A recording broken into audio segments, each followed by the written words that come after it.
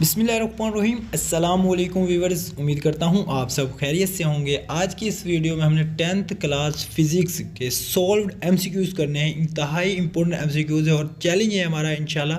इसमें से जो है कि आपके 12 के 12 एमसीक्यूज़ क्लियर हो जाएंगे।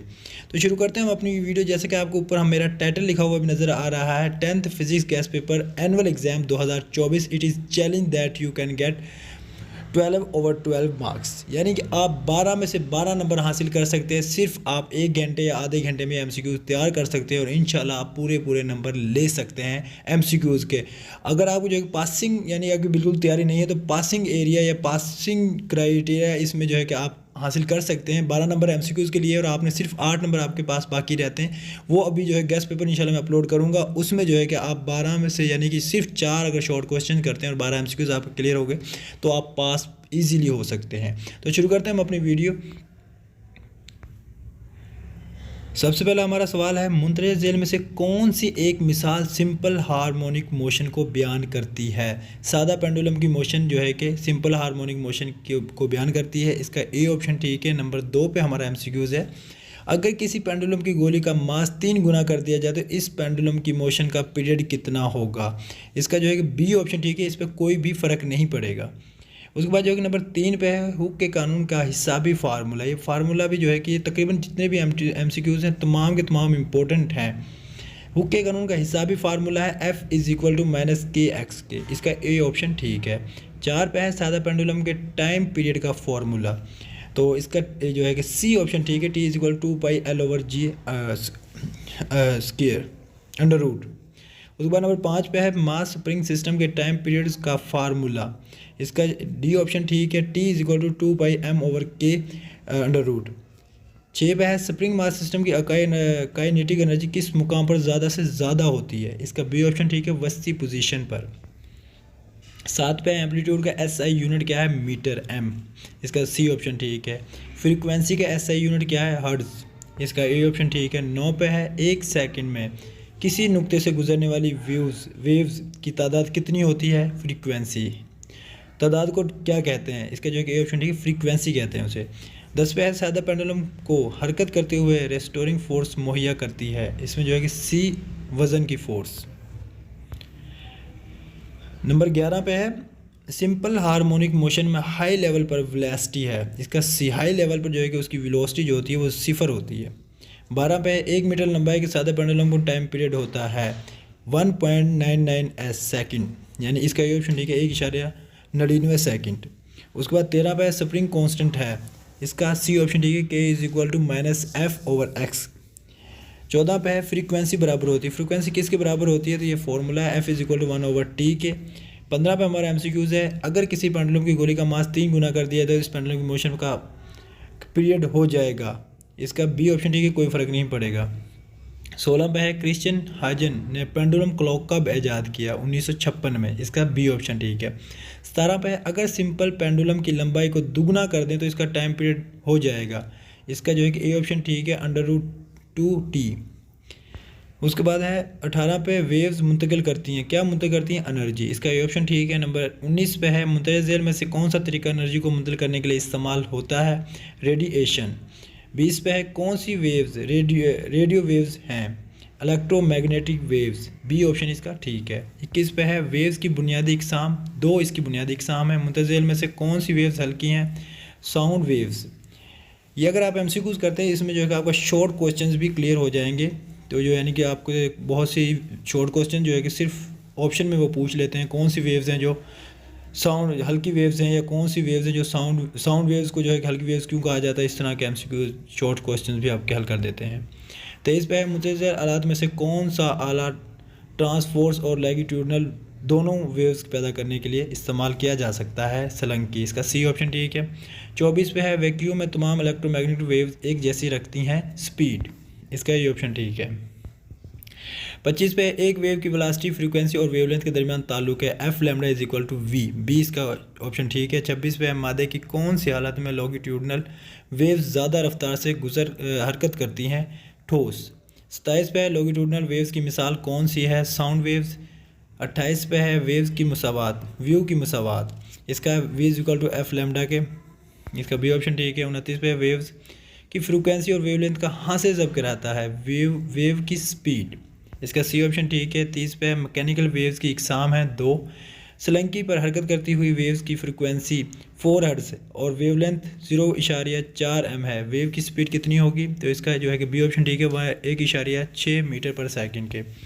32 पे टाइम स्पीड और फासले के दरमियान ताल्लुक कहलाता है v=d/t के।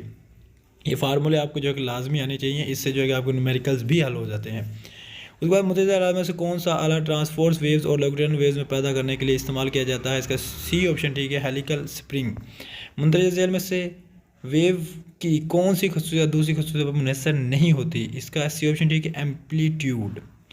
नंबर 35 पे है, एक बड़ा रिपल टैंक एक वाइब्रेटर के साथ 30 हर्ट्ज की फ्रीक्वेंसी 50 सेंटीमीटर फासले में 25 मुकम्मल वेव्स पैदा करता है। इस वेव की वेलोसिटी क्या होगी? तो इसके जो है 60 सेंटीमीटर पर सेकंड। उसके बाद 36 पे है, रिपल टैंक एक ऐसा आला है जो कि खसूसियात के मुताला करने के लिए इस्तेमाल किया जाता है। पानी की वेव्स, ए ऑप्शन इसका ठीक है। 37 पे है, वेव्स के रुकावटों के बारीक किनारों के गिर्द मुड़ जाने या फैल जाने को क्या कहते हैं? डिफ्रैक्शन। 38 पे, मुतज़िल में से कौन सी मकदार फ्रैक्शन के दौरान तब्दील नहीं होती? इसका डी ऑप्शन ठीक है, फ्रीक्वेंसी।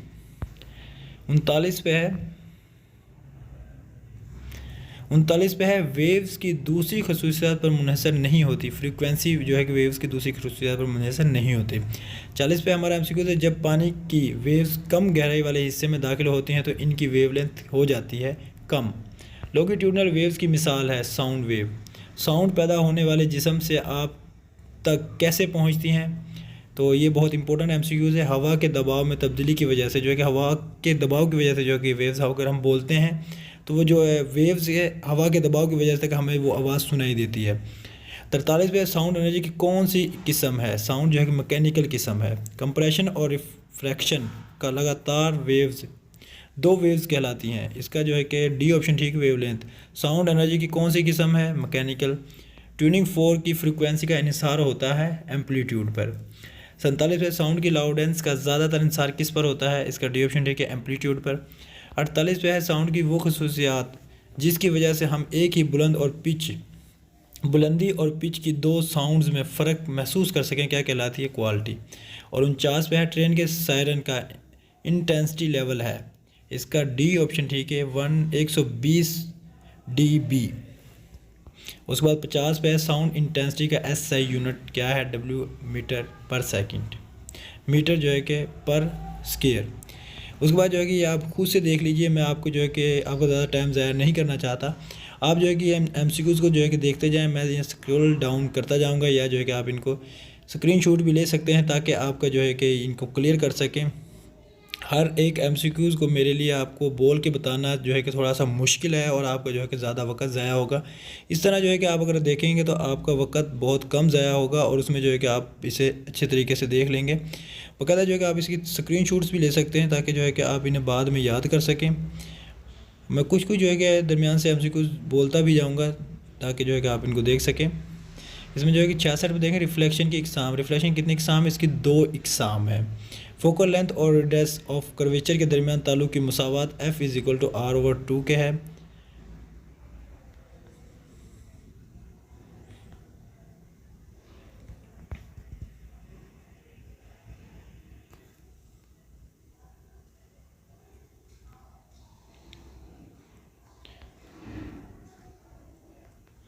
हवा का रिफ्रैक्टिव इंडेक्स होता है 1।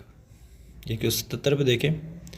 उसके बाद जो है पानी का रिफ्रैक्टिव इंडेक्स होता है, इसका जो डी ऑप्शन ठीक है, 1.33। 83 पे देखें, पानी में रोशनी की स्पीड क्या होती है? 2.3 × 10⁸ मीटर पर सेकंड के। उसके बाद जो है कि आप ये खुद से देखें।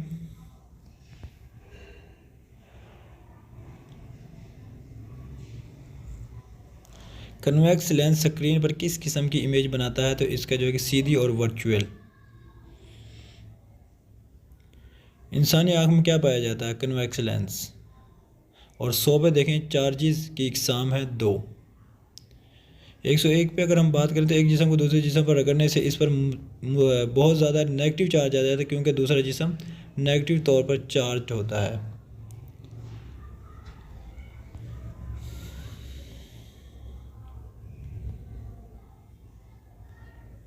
कॉलम के कानून में के की कीमत क्या है? तो इसका जो है 9 × 10⁹ न्यूटन मीटर स्क्वायर पर सी स्क्वायर।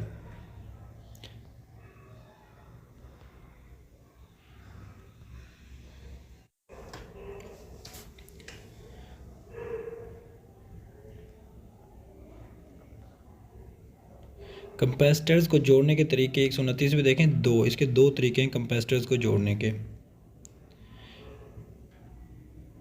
आसमानी बिजली की हर गर्ज बराबर होती है, तो इसका जो है कि ये डी ऑप्शन ठीक है 4000 मिलियन जूल एनर्जी के।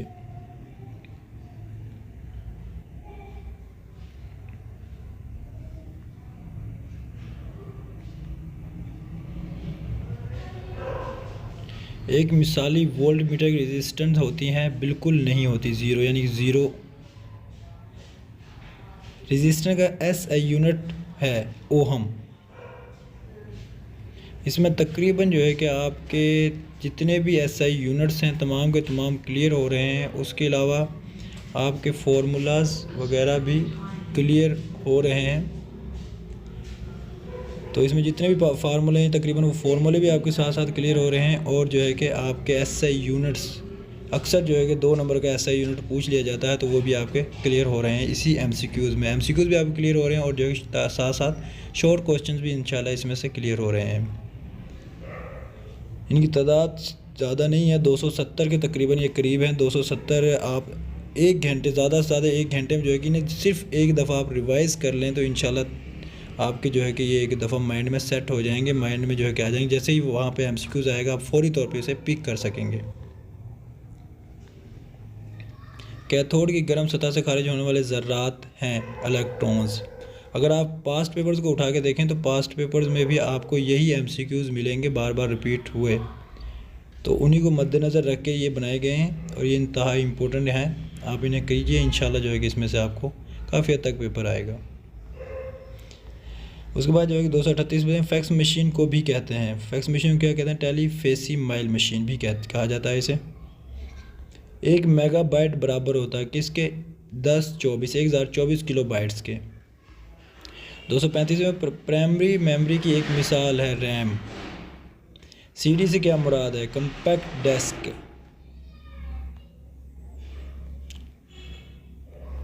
इलेक्ट्रॉन की निस्बत प्रोटॉन भारी होता है, 1836 गुना भारी होता है। हाइड्रोजन के आइसोटोप्स की तादाद है 3।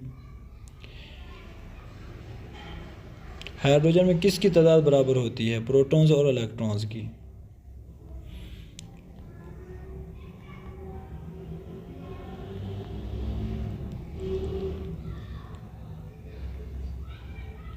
कोबाल्ट की हाफ लाइफ क्या है?